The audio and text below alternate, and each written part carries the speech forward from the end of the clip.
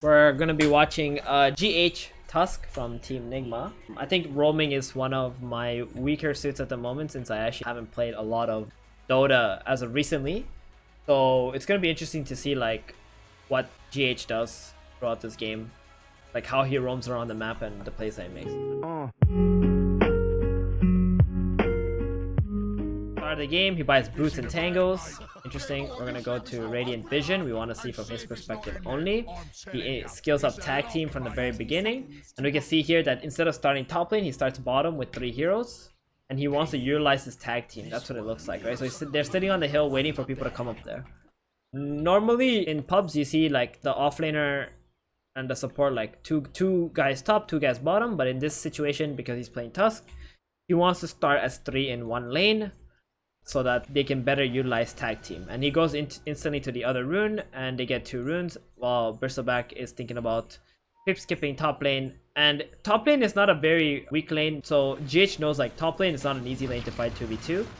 And he'd rather play in a tri-lane bottom and just secure the bottom lane. And that's exactly what he does, right?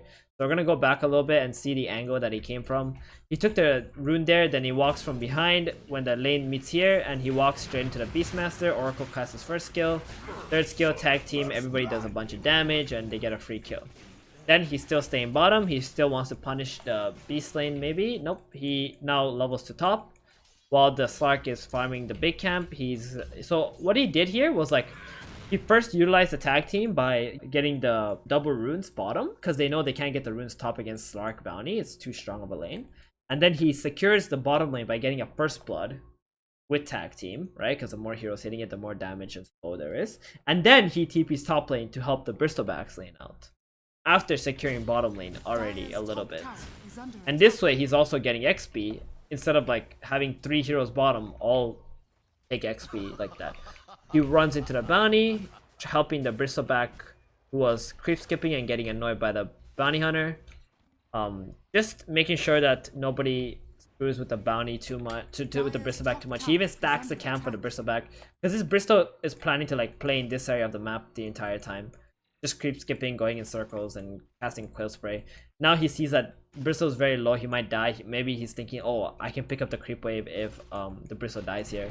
But instead, he actually finds a bounty hunter who was following the Bristleback and ends up killing him instead, which is super nice, because like, you know, just being in the right place at the right time, securing another quick kill. And he just goes back and forth around top. He's just making sure the Slark doesn't pull the creep wave into the big camp and farm too much, right? And now the Bristleback is level 4. He's got some decent XP. So and then they're just gonna like lane together, it seems like. So 4 minutes, he didn't actually check the rune, huh? Interesting. Because he couldn't have time to check the rune. Like, nowadays the mid laners just check the rune, right? So it's not a big deal for your support to check the rune. In the past, it's like very important. Then 5 minutes, he goes for the bounty. He actually gets both of them. It looks like the bounty hunter was too slow. Then he rotates to mid, sees the catapult there, an opportunity to potentially dive mid lane, and the enemy mid laner TP'd out, so they survived. But if they didn't TP, GH was in a spot to like actually kill that TA, right? So take bounties, instantly rotate it to mid lane with the catapult. The catapult wave is like really big for the Tusk to dive with, because even if he's diving and he's like trying to hit heroes here, if there's a catapult, like it will keep damaging the tower non-stop. And he also went 1-1-1 build, so he has stun, and then he went for dust and windlace after his boots, or magic stick first, then dust and windlace. More movement speed. Dust for the bounty hunter. They bought 2. Walks back to the top lane. Now same thing, there's another catapult here, and he's playing actually in the top lane this time. The Slark was actually pretty low health, and he's just like following him and making it really annoying for the Slark to just farm under the tower. And the catapult already did like a bunch of damage here. So, please. And he's just like being super annoying top lane. The Slark doesn't have any creep waves to like help him, because the Bristleback keeps cutting all the waves. Then when there's too many people top, he just kind of leaves the lane, goes to another lane where he can like try to put some pressure. Has a ward, didn't want a ward here because he checked if the tower sees him, and it does. So he saved himself the ward. And now he sees a bounty hunter. Oh, he's gonna cancel his TP. He's got a dust too. And just like that, like, it feels like GH is just mimicking the movements of the bounty hunter, right? That's FNG too. It's not a bad player, it's like a really good player too. So GH just keeps mimicking the movements of the bounty hunter and making sure that wherever the bounty goes, like, he cannot apply any pressure or kill anyone. And that's why he's got Dust, and that's why he keeps like moving back and forth from top lane and mid lane. Always thinking about where he can apply pressure. And this game, like, they have Lycan, who was a free farming bottom, right? He never went back to the bottom lane after that because he feels like the most amount of pressure he can apply is top and middle. This is a lot like the Crit replay we watched a few days ago, where Crit just chooses like 2 lanes and just stays between them. And this is the game where GH is staying between top and mid, where Crit was playing Earthshaker, he stayed between bottom and mid. And like try to see where he can apply the pressure at the right timings. And always looking at the timer at the top. So now the Oracle has rotated to GH, and GH with the Oracle can like get so many kills together. Because they're a really good combo. You know, one casts the Fortune's End, and then you have the tag team, and you just have so much burst damage available between these two supports. And he's just level 3, and he's okay with that.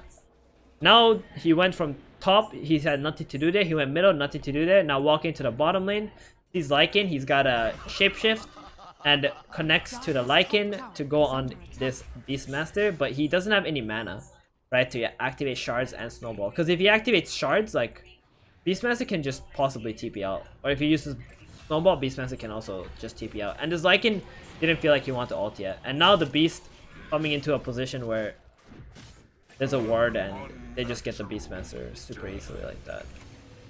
And this GH is just like always seeing who he can connect to try and get a kill. And also, like, it's either he's trying to get a kill or stop the bounty hunter's pressure. And sometimes when he's trying to stop the bounty hunter's pressure, like, he's just getting a kill, like, naturally. Look at him, he's like 204 right now, he's level 4. It doesn't look like he did a lot in this game, but he's done a lot. He, like, legit every move in this game has led to his team building up this advantage that they have. Goes to the base, picks up the tome. Okay, so here is very important, right? Like, we need to analyze what he's thinking while he's walking back to base. He's thinking about tome, and he's already thinking like where to go on the map after this. So top lane, there's a Bristleback who's like cutting waves and is like completely fine. This guy's just not dying, and if he needs to die, there needs to be like 3 or 4 heroes who will go here, right? But if he looks at bottom, there's like a Beastmaster with Dominator pressuring the tower. Mid lane is useless, there's a tower dead. So the next point of action is bottom lane for GH here, because this is the only lane where there's someone he can pressure or help his team kill somebody, and also the next objective on the map, which is bottom tier 1 tower. At the same time, he will also defend the bottom tower. So he's already thinking this while he's walking back to base, like where to TP, right? And that's exactly what he does. He TP's bottom, and he makes sure that Beastmaster cannot take this tower whatsoever. Even if he doesn't kill anyone, that's okay. He's relieving pressure of his teammates. And now together with the Lycan, it seems like he just wants to chill behind him and like take the counter fight if there is one bottom. Like if the Beastmaster decides to roar the Lycan, like GH is just gonna show up and then stop the fight. So he's not being the one who's like always the aggressor, but always the one who can like defuse situations or like, you know, punish people. So here he smokes into the jungle. He knows there's no one pushing bottom. That must mean they're jungling in the dire triangle, and they instantly find the Templar Assassin. Huge kill. That's the one that carries. And then he just trying to help his team, realizes his team is already out of position and he needs to like try to save his own life. Goes into a position where they can't see him and TP's out. And he knows that at that point, like, the Lycan and the Oracle are just unsavable. And there was already, like, 5 heroes here, especially since the Sark TP'd. Once the Sark TP'd, like, you know the fight's already over. And it looks like he gets an early Bracer, very casual. It's really nice because it gives you magic resistance, HP, everything is really, really nice from Bracer. And when he was in base, like, he couldn't really buy anything else, right? So he just takes that. And now he's got a Chainmail Blades of Attack queued up for Phase Boots. But he's missing Dust. This is not something... Oh, there it is. His Dust is coming on the courier. I think in these kind of games, like, if I'm him, I would definitely be holding Dust 24/7 just for the Bounty Hunter or the TA if she melds. It's very important. Radiant's bottom tower is under attack. Now he gets the Dust, and again, he does the same thing. And this is interesting. He draws, like, some circles on the map here. right? Radiant's bottom He draws tower bottom is and he under draws the attack. jungle for some Radiant's reason. bottom tower And is he's under saying like attack. they're all gonna be bottom. Can you guys in the jungle be ready to TP? I'm thinking it's something along those lines. Radiant's But bottom tower has Beastmaster takes the tower bottom, and obviously the communication in this team must be like, yo, let's just get bottom, let's just push top lane out and just farm up a bit. Let's get our items. Now he sees a bounty hunter on a sentry. Snowballs into him. So he was bottom, he was ready to defend, but since his team didn't want to defend, he's like, okay, screw it, my team doesn't want to come. Give him the tower, I'll go back mid lane. And now let's see what his next plan is. He's like, alright, let's go. His team is going aggressive, but he's setting up bottom lane for the Beastmaster. But the Beastmaster, very safe, has a hawk on him probably and just runs away. So he just TP bottom to make sure the Beast doesn't take bottom tower. Because if he just walks straight up top lane and they saw GH, this Beastmaster will not be afraid, right? The only stun on Radiant side is GH. And it's only Snowball and Walrus Punch. So it's very important. GH is the one who's setting up for like these counter from to these like split pushers, like Beastmaster. Because if he just straight up walked top and he didn't TP bottom, this Beastmaster would have taken bottom tower by himself. And that's awful. You can't lose your tier 2 tower to a Beastmaster by himself. So he TP's bottom, shoves the Beastmaster out of the bottom lane, pushes a wave out, and then he runs back to the top lane to help his team get kills. So he's literally doing everything in the sense of stopping people from split pushing, but also catching people like when they're pushing themselves. It's a good thing they have Lycan and Bristle in this game who can like keep pushing lane, like keep pushing towers fast, or else like there'll be too much trouble when you have like so little disables like this. So he goes top, secures that nobody stops this Lycan from pushing. Then he goes back into mid lane and again on the hunt looking for bounty hunter. But as this game, like up until now, how I feel GH is playing, he's like the complete tempo controller. Like not really tempo controller, but more like trying to defuse every situation in this game, right? He's not really being the one who's super aggressive, but he's always looking to punish people.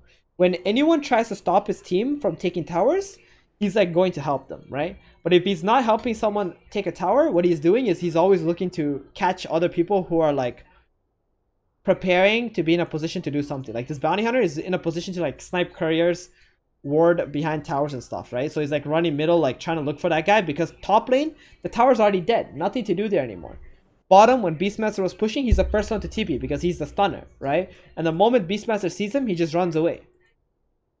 So he's always looking to like relieve pressure from his team as much as he can. And that's the best way he's doing that is by covering people when they're taking towers and trying to stop BH and Beastmaster from doing things on their side of the map. He's not thinking about Slark, he's not thinking about TA that much. These two were like, is the job of other players in this game already. So GH's job this game, in the mid game, he's only thinking about like how to stop Bounty from putting too many wards and being annoying and catching him, and then also stopping the Beastmaster from taking towers. This Lycan dying top is not GH's fault because the tower was already dead, but he kept going top lane for whatever reason, which is a mistake. Now he's just making sure he pushes out mid lane. His teammates, his 2 cores died. Feels awful for him. He's a TA mid, just sitting mid lane, protecting this tower.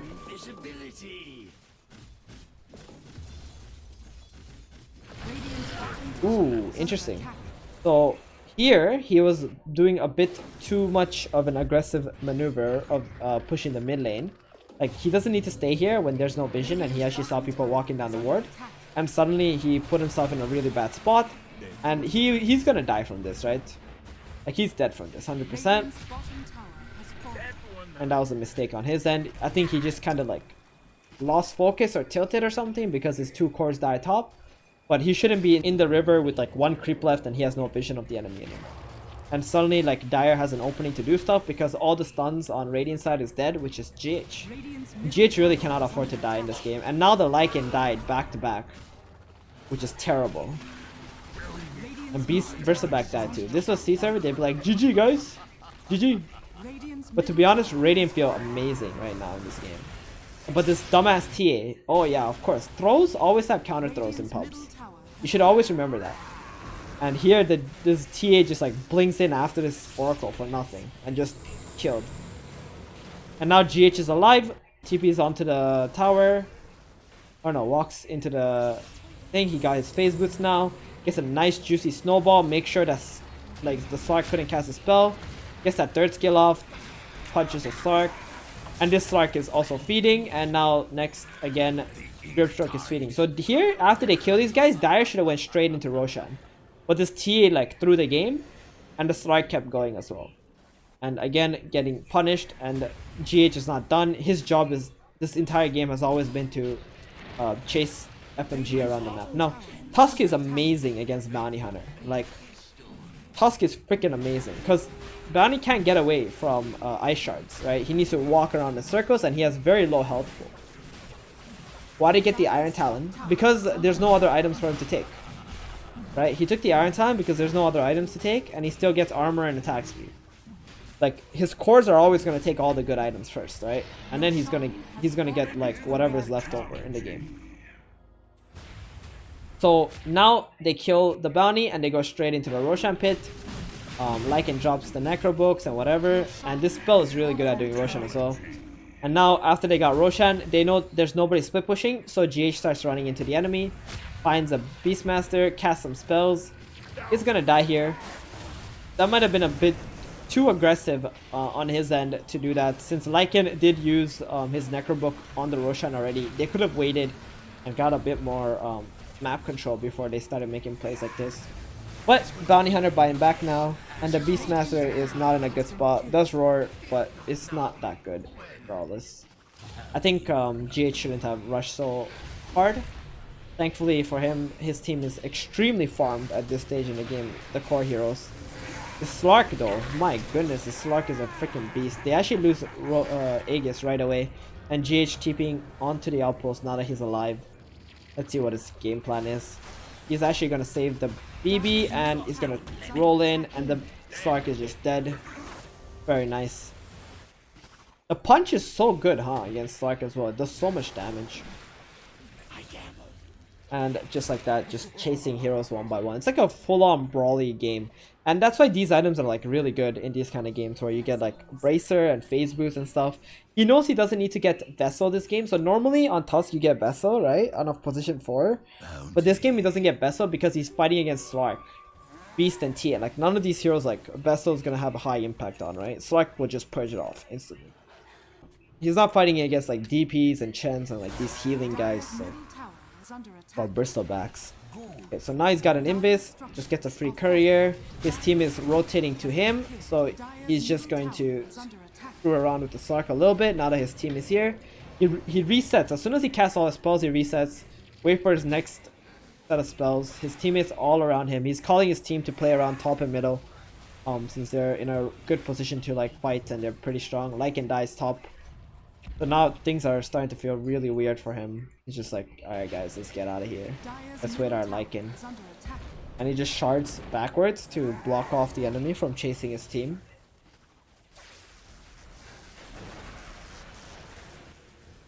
Nice. Gets a medallion. Okay, that's a pretty cool item this game. It's just more minus armor, right? There's so much physical damage. And he can just throw a medallion onto his teammates as well to give them armor, which is very nice. And now his enemy is all like this, and he's just waiting for the angle to see something happen. Like, he doesn't want to be the first one to initiate, because if he does that, he's going to throw, and he's going to make his whole team die with him. But instead, he's like the one like ready to react, right? His goal is to like try to snowball either Beastmaster Roar, or like someone who Slark pounces on. And that's why you can see him, like he's chilling really far in the back, and he's sitting around the War Sentry to wait for the Bounty Hunter to show up. Now he sees the Bounty, he jumps the Bounty Hunter instantly.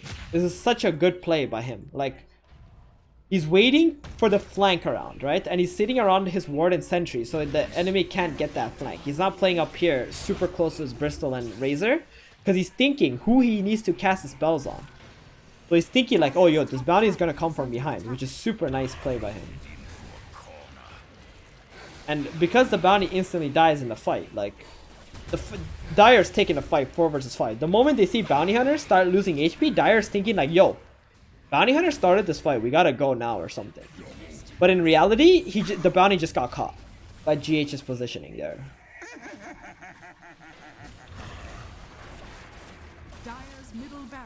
And just like that, they start falling one by one in front of their base, and now because of that, like, Lycan just comes in and starts killing all the buildings. Like, dying in front of your base is like the worst thing ever. And they just get a free racks like that in 20 minutes. Super nice.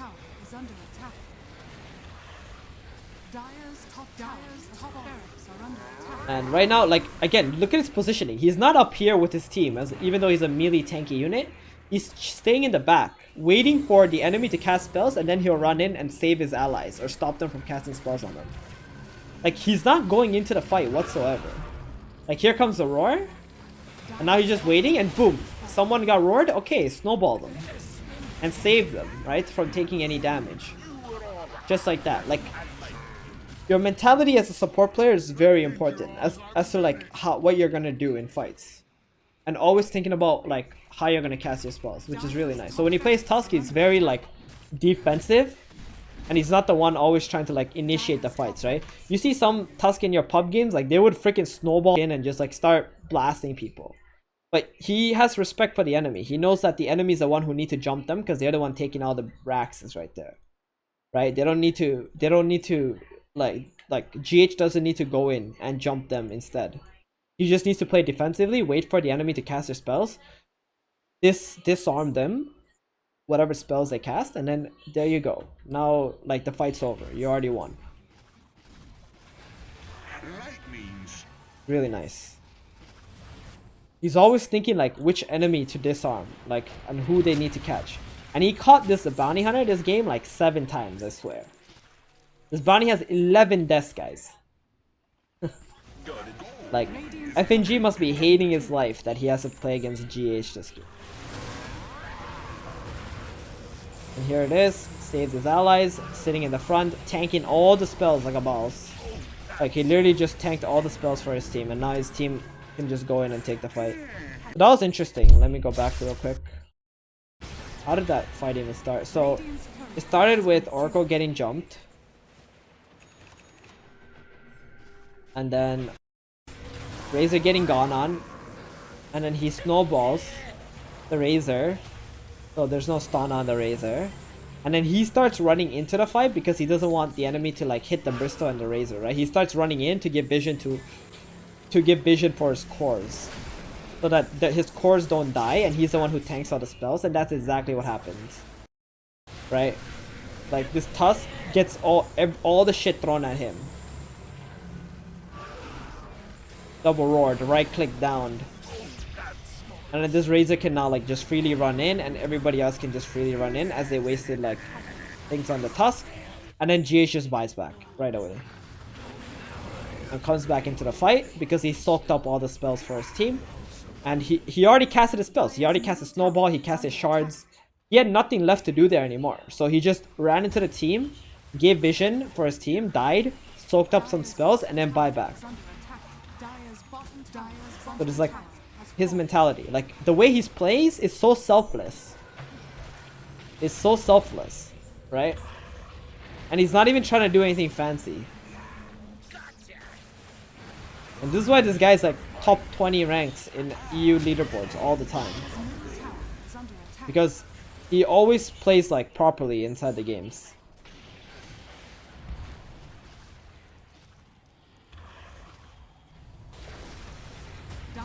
And he's just casting Medallion on whoever. Enemy's dead, so now he can... Now there's no Beast and there's no Spark. There's nobody who can just initiate, so he's the one initiating now. He's already thinking about like there's nothing to save his team from anymore. And that's it. I mean, the game was really nice. Like, I realized that position 4 is very simple. You gotta always disarm your enemy. You always have to disarm all their ideas and what they're doing and stop them from doing that.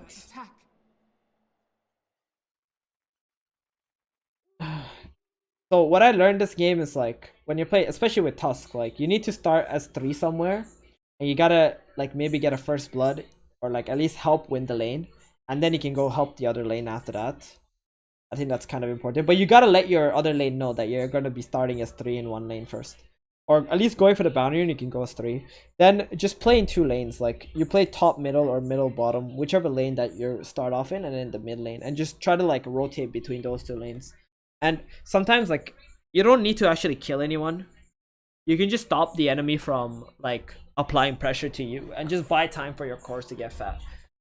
And then so while you're like protecting your teammates, you will just naturally get a lot of kills. Like look at his assist and his game impact. Like we would just watch this game, and the first 12 minutes of this game was all G. Right? It was actually all him. Like he helped win bottom lane, and top lane he pressured like even this Slark.